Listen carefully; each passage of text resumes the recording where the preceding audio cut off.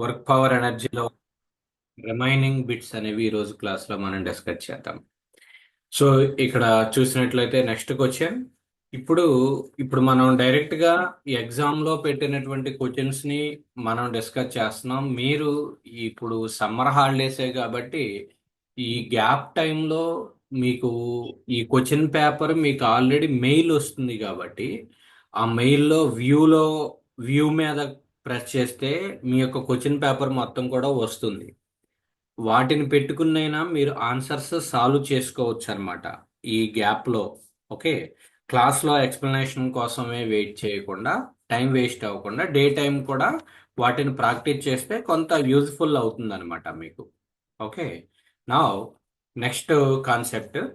A particle moves under effect of a particle moves under the effect of force F equal to CX. F equal to CX అనేటువంటి force అయితే మనకి ఇవ్వటం జరిగింది. From X equal to 0 to X equal to X అనమాట. So ఇది ఒక point. ఇక్కడ రెండు ఇచ్చారు చూడండి.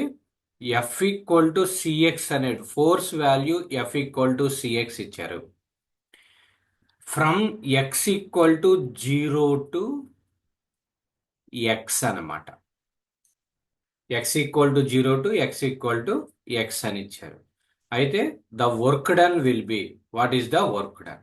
సో ఇలాంటి కేసెస్కి మనం ఎఫ్ అనేటువంటి equation F equal to AX square plus BX plus C ఇచ్చినప్పుడు work done will becomes work done equal to integral of 1 to 2.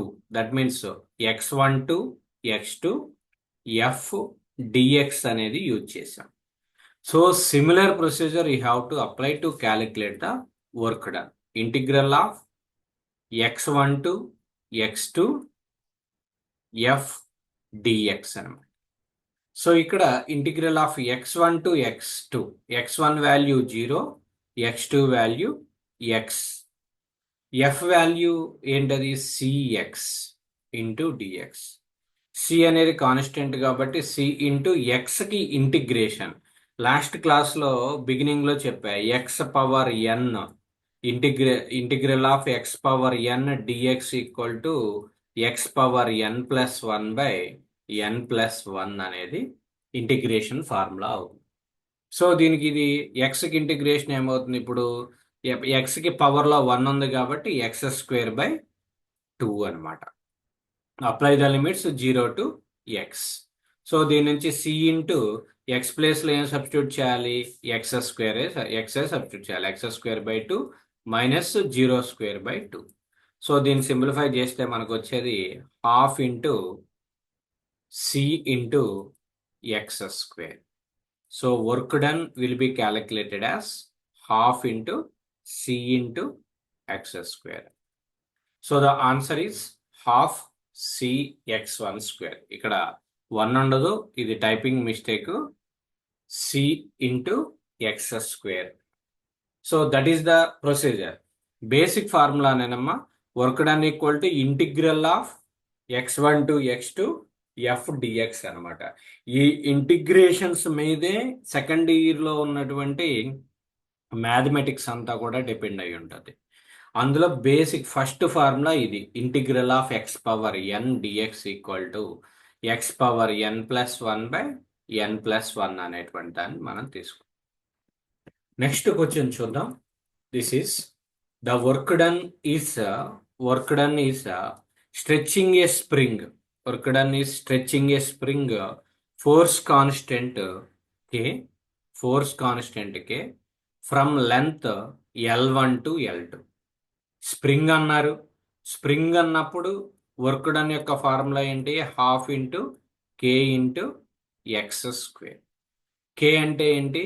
ఇక్కడ స్ప్రింగ్ కాన్స్టెంట్ అనమాట. కే అంటే ఏంటంటే స్ప్రింగ్ కాన్స్టెంట్. ఓకే, కే అనేది స్ప్రింగ్ కాన్స్టెంట్. సో కాబట్టి ఇక్కడ ఏమన్నారు? స్ప్రింగ్ ఆఫ్ ఫోర్స్ కాన్స్టెంట్ అన్నాడు, అంటే అదే అనమాట కే వాల్యూ.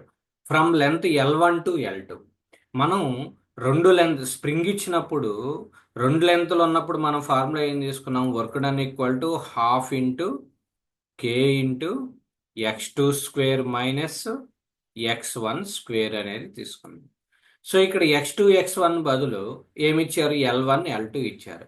సో కాబట్టి work done equal to formula ఏమవుతుంది, half into k into x2 అంటే L2 మైనస్ x1 అంటే L1, so L1 square. So this is your formula and answer also. 1/2 into k into L2 square minus L1 square. దేని నుంచి వచ్చింది basic formula, spring ఇచ్చారు అంటే work done equal to half K x2. Spring లో ఒక single length ఇచ్చినప్పుడు half కే x2. అక్కడ 2 lengths ఇచ్చాడు అంటే ఒక స్ప్రింగ్ అనేది ఎక్స్పాండ్ అవుతుంది, కంప్రెషన్ జరుగుతుంది.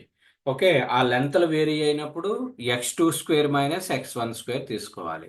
సో ఇక్కడ లెంత్లు L2 అండ్ L1 ఇచ్చారు కాబట్టి L2 square minus L1 square అనేది తీసుకుంటాం. Okay, that is the one of the formula you have to remember in the ECET examination. Next question చూద్దాం.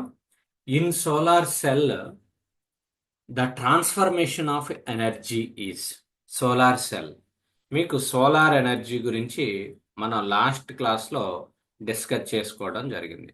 సోలార్ ఎనర్జీ, సోలార్ ఎనర్జీలో ఇక్కడ key role play చేసేది ఏంటి అంటే పివి సెల్ అంటారు. అంటే photovoltaic cell. Photovoltaic cell మీ యొక్క మోడర్న్ ఫిజిక్స్లో వచ్చి ఉంటుంది. Next at the same time మన యొక్క ఎనర్జీ కాన్సెప్ట్లో కూడా వస్తాయి. ఈ ఈ solar cell is nothing but the photovoltaic cell. Photovoltaic cell అనేది మీకు ఏ ఎనర్జీని ఏ ఎనర్జీగా కన్వర్ట్ చేస్తుంది. ఓకే, సో ఏమేమి ఇచ్చారు, ఇక్కడ చూడండి, మెకానికల్ టు సోలారా, అసలు మెకానికల్ అనేటువంటి కాన్సెప్టే రాదు. నెక్స్ట్ సోలార్ టు మెకానికలా, సోలార్ టు మెకానికల్ కాదు. మెకానికల్ అనేటువంటి, మెకానికల్ అంటే if there is the rotating component or moving component in the body. Solar ప్యానల్లో నీకు మూవింగ్ కాంపోనెంట్ ఏమీ ఉండదు. ఓకే, కాబట్టి మెకానికల్ ఎనర్జీ వచ్చేటువంటిది లేదు. Next electrical to solar, reverse ఇది. సో మనకేంటి అంటే answer solar energy will be converted in to the electrical energy. In solar cell the transformation of energy అన్నప్పుడు సోలార్ టు ఎలక్ట్రికల్ అవుతుంది. Okay, so please remember that solar నుంచి electrical energy. ఇంకా కరెక్ట్గా చెప్పాలి అంటే light energy will be converted in to the electrical energy. ఈ PV cells దేన్ని తీసుకుంటుంది అంటే ఇన్సిడెంట్ లైట్ అనేటువంటి దాన్ని తీసుకుంటుంది. ఆ లైట్ని మనకి ఎలక్ట్రికల్ ఎనర్జీగా కన్వర్ట్ చేయడం జరుగుతుంది. ఓకే, ఆ లైట్ ఎనర్జీనే మనం ఇక్కడ టెక్నికల్గా సోలార్ ఎనర్జీ అనేటువంటి వర్డ్ అనేది మనం తీసుకోవడం జరిగింది. ఓకే, నెక్స్ట్ ఇది చూడండి, methane plus CO2. Methane plus CO2, methane gas అనేది ఉంటుంది. Methane gas plus carbon dioxide gases available in. ఇక్కడ మనకి ఏమేమి ఇచ్చారు అంటే biogas, gobar gas, dung gas. Biogas, gobar gas, dung gas ఇవన్నీ కూడా ఏంటి అంటే వేస్టేజెస్ని, ఇక్కడ నేను మీకు ఒక్కసారి బయోమాస్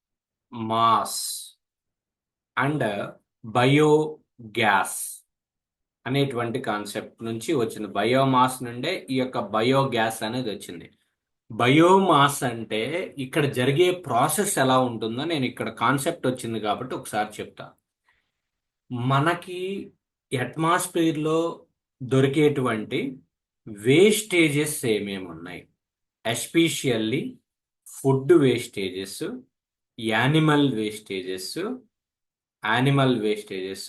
నెక్స్ట్ యానిమల్ వేస్టేజెస్ అంటే చనిపోయినటువంటి డెడ్ బాడీస్ కానీ ఇవన్నీ కూడా. Next at the same time animal నుంచి వచ్చేటువంటి డంగ్, పేడ ఇవన్నీ ఉంటాయి కదా, ఇవి. నెక్స్ట్ ఫుడ్ వేస్టేజెస్ అంటే చాలా చోట్ల రైస్ మిగిలిపోవటం కానీ కర్రీస్ మిగిలిపోవటం కానీ అవన్నీ కూడా ఏమవుతుంది, వేస్టేజ్ అన్నమాట. నెక్స్ట్ చిన్న చిన్న మొక్కలు కొట్టేస్తారు. అంటే మున్సిపాలిటీ వాళ్ళు ఉన్నటువంటి వాళ్ళు ఏం చేస్తారు అంటే ఉన్నటువంటి చెత్త అంతా కూడా కలెక్ట్ చేసి ఒక చోట డంపింగ్ యార్డ్లో స్టోర్ చేస్తారు. ఇప్పుడు ఇక్కడ జరిగే ప్రాసెస్ ఏంటంటే దాన్ని మనం కూడా చేయొచ్చు. బయోగ్యాస్ని, గోబర్ గ్యాస్ని, డంగ్ గ్యాస్ని మనం కూడా ప్రిపేర్ చేయవచ్చు. ఇది ఒక రెన్యూవబుల్ ఎనర్జీ సోర్సెస్. అట్మాస్ఫియర్కి పొల్యూషన్ తగ్గించడానికి చేసేటువంటి ఒక ప్రాసెస్. ఈ యొక్క వేస్టేజ్ మొత్తాన్ని కూడా కలెక్ట్ చేస్తారండి. కలెక్ట్ చేసి ఒక సాలిడ్ పెద్ద ఒక బాడీగా క్రియేట్ చేస్తారు. అంటే కలెక్ట్ చేసి ఇలా పెట్టుకుంటారు. ఈ పెట్టుకున్నటువంటి దాన్ని స్మాల్ పార్టికల్స్గా డివైడ్ చేస్తారు. చాలా టినీ పార్టికల్స్గా కట్ చేస్తారు. స్మాల్ పార్టికల్స్గా కట్ చేసి ఇక్కడ ఒక డైజెస్టర్ డైజెస్టర్ అనేటువంటి ఒక డివైస్ అనేది ఉంటుంది.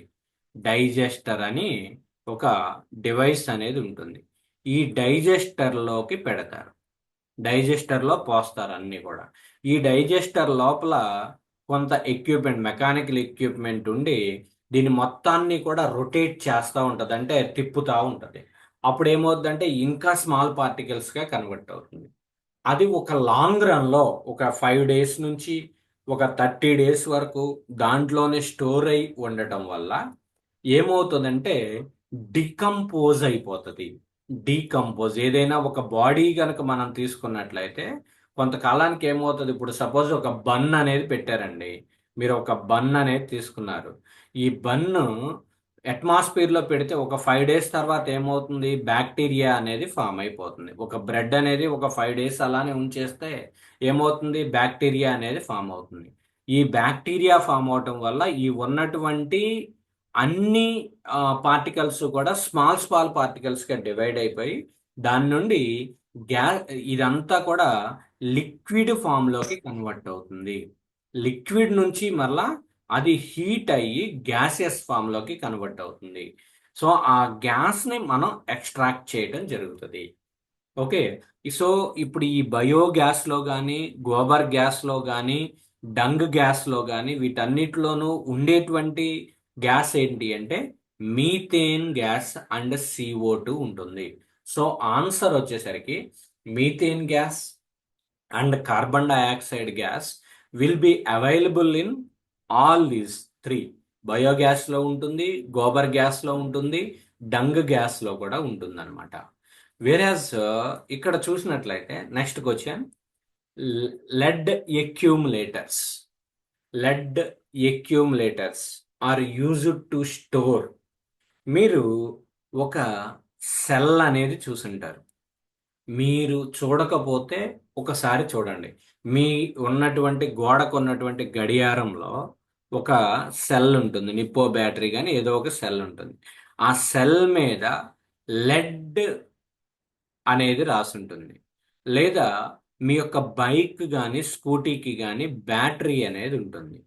అమెరాన్ బ్యాటరీ కానీ అవి ఉంటాయి కదా, ఆ బ్యాటరీ మీద రాసి ఉంటుంది లెడ్ యాసిడ్ బ్యాటరీ అని చెప్పి రాసి ఉంటుంది.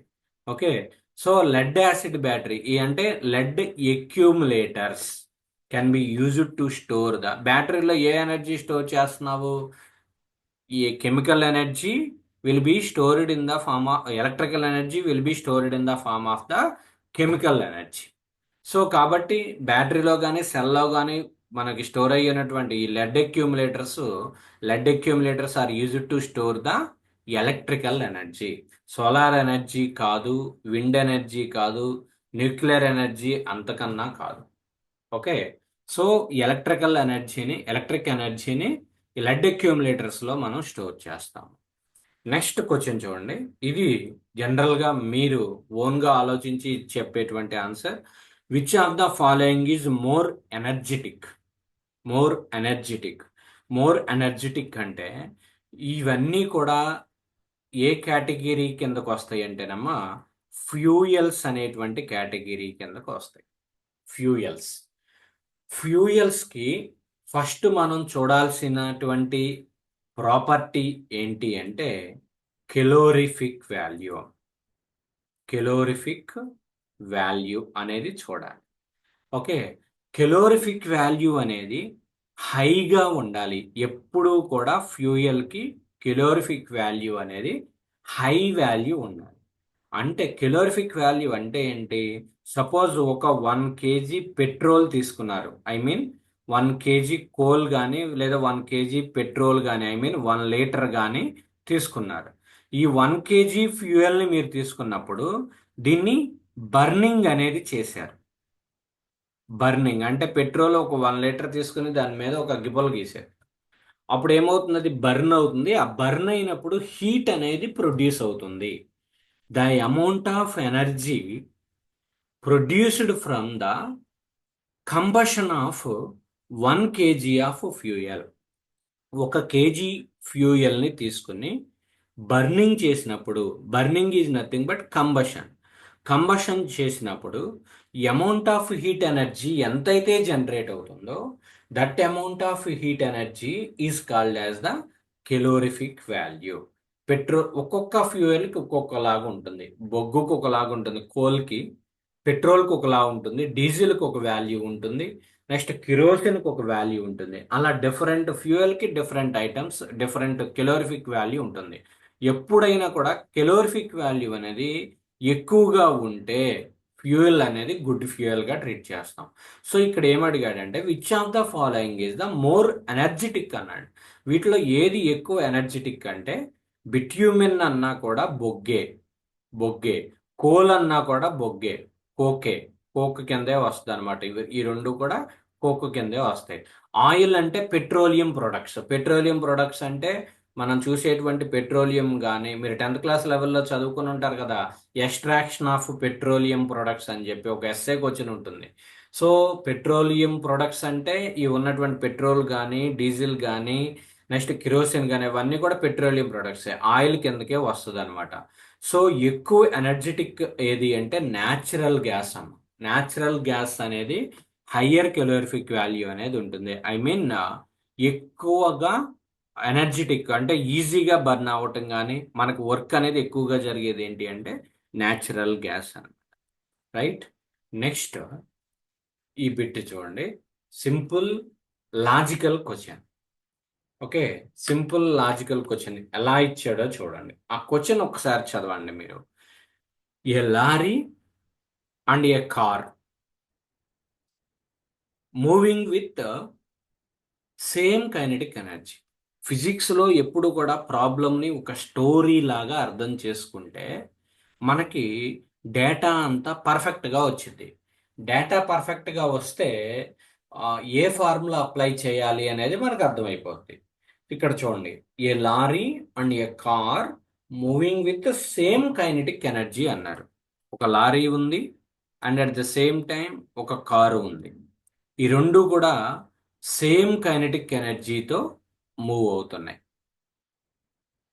విత్ సేమ్ కైనెటిక్ ఎనర్జీ ఈ రెండు కూడా brought to rest by the application of brakes apply చేయడం వల్ల రెస్ట్ పొజిషన్లోకి వచ్చినాయి. ఇక్కడికి వచ్చేసి ఆగిపోయినాయి. లారీ ఈ డైరెక్షన్లో మూవ్ అయింది ఇక్కడ వరకు, కారు ఈ డైరెక్షన్లో మూవ్ అయింది ఇక్కడ వరకు. Brought to rest by the application of brakes which provide equal retarding force. ఆ బ్రేక్స్ మీద సేమ్ ఫోర్స్ అనేది అప్లై చేసి ఈక్వల్ రిటార్డింగ్ ఫోర్స్ అనేది యాక్ట్ అయింది. Which of them will come to rest in a shorter distance. అంటే తక్కువ డిస్టెన్స్లో ముందు తక్కువ దూరం వెళ్ళి ఇప్పుడు మీరు ఎప్పుడు కూడా చూడండి, బైక్ మీద వెళ్తున్నారు, మీరు సడన్గా బ్రేక్ వేసారు, వెంటనే మీరు ఉన్న పలంగా ఆగిపోతుందా? ఉన్న పలంగా ఆగిపోతే ఏమవుతాము? మనం పడిపోతాం. ఓకే, సో కొంచెం ముందుకు వెళ్ళి అది ఆగుతుంది. సో అది ఏది ముందు ఆగుతుంది, ఏది తక్కువ డిస్టెన్స్లో ఆగుతుంది? Anyone tell me. ఇక్కడ అర్థం చేసుకోవాల్సినటువంటి ఏంటి అంటే with same kinetic energy. With same kinetic energy అంటే విత్ సేమ్ వెలాసిటీ అనేది same.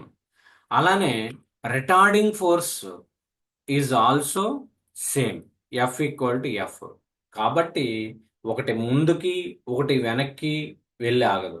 Both travel the same distance. Both will be travelled the same distance before coming to rest. Condition గుర్తుపెట్టుకోండి, ఎప్పుడైనా ఒక టూ వెహికల్స్ సేమ్ కైనెటిక్ ఎనర్జీతో move అయ్యి same retarding force ఉంటే గనక same డిస్టెన్స్లో స్టాప్ అవుతాయి. సేమ్ డిస్టెన్స్లో స్టాప్ అవుతాయి అన్నమాట. రైట్. నెక్స్ట్ క్వశ్చన్ ఇంకోటి ఏమి ఇచ్చాను అంటే, if a stone thrown up vertically, if a stone thrown up vertically, నువ్వు ఇక్కడ గ్రౌండ్ మీద ఉన్నావు, నేను ఒక రాయిని కరెక్ట్గా వర్టికల్గా పైకి విసిరా. పైకి విసిరిన తర్వాత పైకి వెళ్తా ఉన్నది కదా, నువ్వేమి రాకెట్ వదలలేదు కదా, కొంత హైట్కి వెళ్ళిన తర్వాత కిందకి మూవ్ అవుతుంది. రిటర్న్స్ టు ద గ్రౌండ్, గ్రౌండ్కి రీచ్ అయిపోతుంది. ఫస్ట్ ఏమో నువ్వు పైకి విసిరావు, అది మ్యాక్సిమం హైట్కి వెళ్ళిన తర్వాత ఇక్కడ వరకు వచ్చేసింది. దీన్ని ఏమంటాము అంటే మ్యాక్సిమం హైట్ అంటాము, హెచ్ మ్యాక్స్ అంటారు, మ్యాక్సిమం హైట్ అంటారు. ఆ మ్యాక్సిమం హైట్ దగ్గర ఏమవుతుంది అంటే వెలాసిటీ అనేది జీరో అయిపోతుంది. దాని తర్వాత డౌన్వర్డ్లోకి వచ్చేస్తుంది. ఓకే, సో ఇప్పుడు ఏంటి ఏమన్నాడు, returns to the ground, the potential energy is maximum. Potential energy అనేది ఏ పాయింట్ ఉన్నాయి. ఉంటుంది, ఎక్కువగా ఉంటుంది. పొటెన్షియల్ ఎనర్జీ అనేది ఏ పాయింట్ దగ్గర ఉంటుంది? డ్యూరింగ్ అప్వర్డ్ జర్నీ, అప్వర్డ్ జర్నీలో ఎప్పుడు కూడా ఎనర్జీ అనేది variation. During the return journey, return journey అంటే టువర్డ్స్ ద జర్నీ, ఒక పర్టికులర్ పాయింట్ దగ్గర కాదు. సో అది అంటే మాక్సిమం. ఏమవుతుందంటే during the at the maximum height అనమాట. మ్యాక్సిమం హైట్ దగ్గర we will get the maximum potential energy. Why? Because here mgh, potential energy is MGH. H value ఎంత ఎక్కువ ఉంటే అంత పొటెన్షియల్ ఎనర్జీ అనేది ఉంటుంది అనమాట. Okay, so during upward motion కాదు, డ్యూరింగ్ డౌన్వర్డ్ మోషన్ కాదు, లేదా at the all the bottom ఇక్కడ కాదు. ఇక్కడికి వస్తే ఏంటి, హైట్ జీరో, జీరో కాబట్టి పొటెన్షియల్ ఎనర్జీ జీరో అయిపోతుంది. ఓకే, సో మ్యాక్సిమం హైట్ దగ్గరే మనకి మ్యాక్సిమం పొటెన్షియల్ ఎనర్జీ అనేది ఉంటుంది. మ్యాక్సిమం హైట్ దగ్గర మ్యాక్సిమం పొటెన్షియల్ ఎనర్జీ అనేది ఉంటుంది అనమాట. Okay, so that is the, ఇప్పుడు ఏ ఆబ్జెక్ట్ అయినా నువ్వు వర్టికల్గా అప్వర్డ్ డైరెక్షన్లో మూవ్ చేస్తే ఇదే కేస్ అండి. Okay, right. Next next question ఇది చూడండి. A wound spring in watch has, వాచ్లో ఉండేటువంటి స్ప్రింగ్ ఉంటుంది, ఆ స్ప్రింగ్ లో ఉన్నటువంటి ఎనర్జీ ఏంటి? ఎప్పుడు కూడా వాచ్ అనేది బ్యాటరీ రిలేటెడ్ అయితే ఎలక్ట్రికల్ ఎనర్జీ స్టోర్ అవుతుంది. స్ప్రింగ్లో ఎప్పుడు కూడా ఏ టైప్ ఆఫ్ స్ప్రింగ్ అయినా కూడా మీరు దాన్ని మెకానికల్ ఎనర్జీగానే ట్రీట్ చేసుకోండి. స్ప్రింగ్ అనేది ఎక్కడన్నా కూడా అది మెకానికల్ ఎనర్జీగానే ట్రీట్ చేయండి. సో ఏ వాచ్లో ఉన్నా, నీ బైక్లో ఉన్నా, లేదంటే కార్లో ఉన్నటువంటి స్ప్రింగ్, లేదంటే వీల్ చైర్స్లో ఉన్నటువంటి స్ప్రింగ్, రొటేటింగ్ చైర్లో ఉన్నటువంటి స్ప్రింగ్, ఎక్కడన్నా కూడా దానికి మెకానికల్ ఎనర్జీయే ఉంటుంది. Mechanical energy will be stored in it అనమాట. ఓకే, అది. సో స్ప్రింగ్ అంటే అక్కడ mechanical energy, not heat energy. Heat అంటే నువ్వు ఎక్కడ కూడా టెంపరేచర్ అప్లై చేయట్లేదు. Okay, so only mechanical energy will be stored in it. ఇది తర్వాత చూద్దాం 22nd. నెక్స్ట్ ఈ బిట్ చూడండి, 23rd. A body of mass 16 kg, A body of mass 16 kg. So mass value is given 60 kg, is moving with a velocity of, is moving with a velocity of 25 centimeter per second. 25 centimeter per second. Then the kinetic energy of the body is, kinetic energy calculate చేయమని. So సింపుల్గా mass ఇచ్చారు, velocity ఇచ్చారు, ఏం formula apply చేస్తాము, ½ m V square అనేటువంటి ఫార్ములాని మనం apply చేస్తాం. So ఇక్కడ mass half into mass value 16 kgs, వెలాసిటీకి వచ్చేసరికి మీకు 25 cm/s ఇచ్చారు. కానీ మనకు కావాల్సింది ఏంటి, మీటర్స్లో కన్వర్ట్ చేయాలి. ఎప్పుడు కూడా మనం ఎంకేఎస్ సిస్టమ్ ఆర్ ఎస్ఐ సిస్టమ్ని ఫాలో అవ్వాలి, సిజిఎస్ సిస్టమ్ని ఫాలో అవ్వకూడదు. సో 25 cm అంటే 0.25 మీటర్/సెకండ్ అనేది తీసుకుంటాం. 0.25 మీటర్/, అంటే బై 100 వేసుకోవాలి. 25/100 అంటే 0.25. సో 0.25 అంటే 0.25 హోల్ స్క్వేర్. సో దీని నుంచి హాఫ్ ఇంటూ 16 అంటే 8 ఇంటూ 0.25, 25 స్క్వేర్ అంటే 625. సో ఇక్కడ ఏమవుతుంది, 0.0625. పాయింట్ తర్వాత 2 డెసిమల్స్ ఉన్నాయి కాబట్టి స్క్వేర్ చేస్తే 4 డెసిమల్స్కి ముందు పాయింట్ వస్తుంది. So 8 into 0.0625. సో 8 ఇంటూ 0.0625 అంటే ఏమొస్తుంది, 8 into 0.0625, the value will becomes 0.5 joules. 8 6 48, 48 అంటే నియర్లీ 50 మీన్స్ ఇక్కడ పాయింట్స్ ఉన్నాయి కాబట్టి that will becomes 0.5 joules అనమాట. Formula is very easy.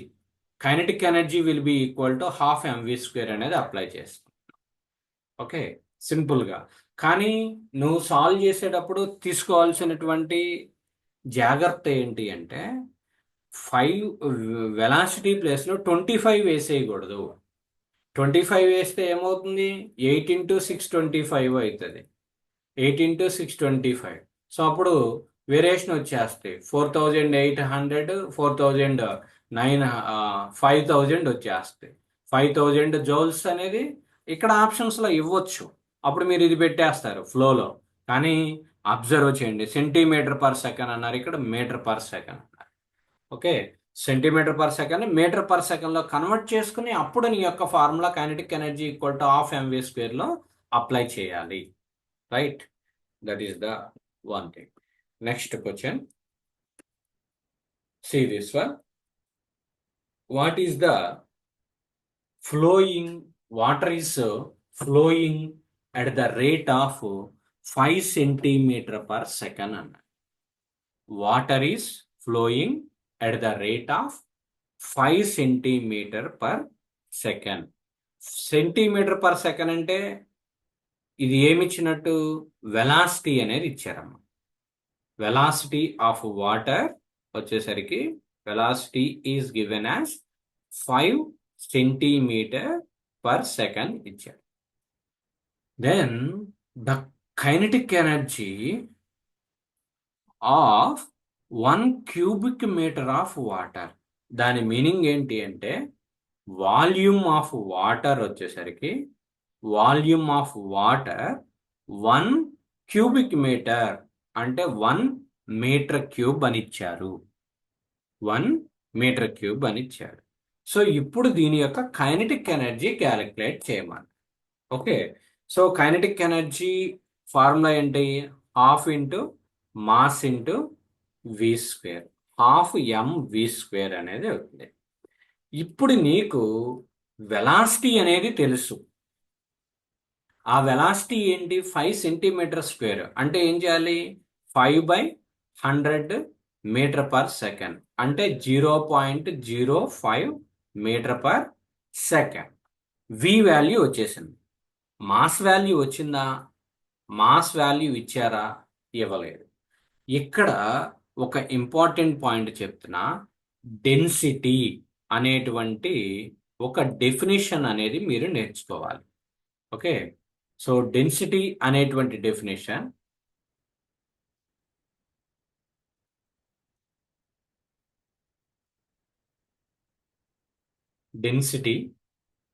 Density means mass per unit volume.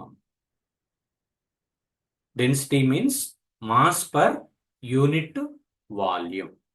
నీకు ఇప్పుడు ఇక్కడ దీని నుంచి మాస్ ఈక్వల్ టు ఏం రాసుకోవచ్చు, డెన్సిటీ ఇంటూ వాల్యూమ్ రాసుకోవచ్చు. డెన్సిటీ ఇంటూ వాల్యూమ్ అనేది రాసుకోవచ్చు. Okay, so density equal to mass by volume. ఇక్కడ ఇంకొక బిట్ చెప్తా నేను.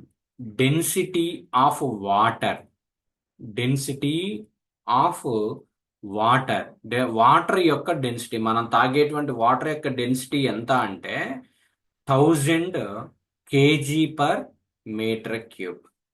ఎక్కడ ప్రాబ్లంలో డెన్సిటీ వాల్యూ ఇవ్వకపోతే you should take density of water is 1000 kg per metre cube. కాబట్టి ఆ యొక్క వాల్యూ అనేది మీరు గుర్తుపెట్టుకోండి. అలానే డెన్సిటీ ఆఫ్ మెర్క్యూరీ ఉంటుంది. Density of mercury, density of mercury, mercury density ఎంత అంటే 13,600 kg పర్ మీటర్ క్యూబ్. ఈ రెండు పాయింట్స్ కూడా నోట్ చేసుకోండి. డెన్సిటీ ఆఫ్ వాటర్ వచ్చేసరికి 1000 kg per metre cube, density of mercury వచ్చేసరికి 13,600 kg per metre cube. Units kg per metre cube అవుతాయి, ఎందుకంటే మాస్కి యూనిట్స్ ఏంటి కేజీస్, వాల్యూమ్కి యూనిట్స్ ఏంటి మీటర్ క్యూబ్ అనమాట. సో ఎస్ఐ యూనిట్స్ వచ్చేసరికి కేజీ పర్ మీటర్ క్యూబ్ అవుతుంది. SI units kg per metre cube. అదే డైమెన్షనల్ ఫార్ములా అడిగారు అనుకోండి, ఎంఎల్టి యూనిట్స్ ఏమున్నాయి kg per metre cube. Kg per metre cube అంటే ఏం రాసుకోవచ్చు, కేజీ ఇంటూ మీటర్ పవర్ -3 రాసుకోవచ్చు. కేజీకి పవర్లో ఎంత ఉన్నట్టు 1 ఉన్నట్టు. సో ఇక్కడ ఎం అంటే మాస్కి యూనిట్స్ ఇక్కడ ఏమున్నాయి అమ్మ కేజీ ఉంది, కేజీకి పవర్లో 1. ఎల్ అంటే లెంత్కి యూనిట్స్ ఇక్కడ ఏమున్నాయి మీటర్స్ ఉన్నాయి, మీటర్కి పవర్లో ఎంత ఉంది -3 ఉంది. సో కాబట్టి -3 రాసుకోవచ్చు. నెక్స్ట్ టీ అంటే టైంకి యూనిట్స్ ఏమన్నాయి ఇక్కడ సెకండ్స్. సెకండ్స్ అనేది ఇక్కడ లేదు కాబట్టి టీ పవర్ 0 అనమాట. So ML power -3, ML power -3, T power 0 is the dimensional formula for the density. Density means mass per volume. Density of water వచ్చేసరికి 1000 kg per metre cube, density of mercury వచ్చేసరికి 13,600 kg per metre cube. Dimensional formula of density is ML power -3, T power 0. ఇక్కడ కూడా ఒక 5 bits మీకు cover అయింది. So ఇప్పుడు నేను mass ఇక్కడ నీకు కావాల్సింది మాస్ కావాలి. సో మాస్ అంటే ఇక్కడ ఏం రాసుకోవచ్చు, డెన్సిటీ ఇంటూ వాల్యూమ్ రాసుకోవచ్చు. So density into volume, density into volume అన్నమాట. సో కాబట్టి డెన్సిటీ వాల్యూ ఎంత, వాటర్కి ఎంత 1000, వాల్యూమ్ ఎంత 1 మీటర్ క్యూబ్. సో మాస్ ఏమవుతుంది 1000 kgs అవుతుంది. సో దీన్ని సింపుల్గా ఇక్కడ సబ్స్టిట్యూట్ చేయండి. Half into mass value 1000 and velocity వచ్చేసరికి 0.05 whole square. So half into 1000 into 0.05, 5 square అంటే 25. ఇక్కడ 2 డెసిమల్స్ కాబట్టి స్క్వేర్ చేస్తే 4 డెసిమల్స్ 0.0025 అవుతుంది.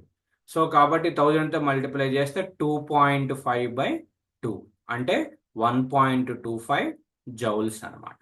సో ద ఆన్సర్ వచ్చేసరికి 1.25 జౌల్స్.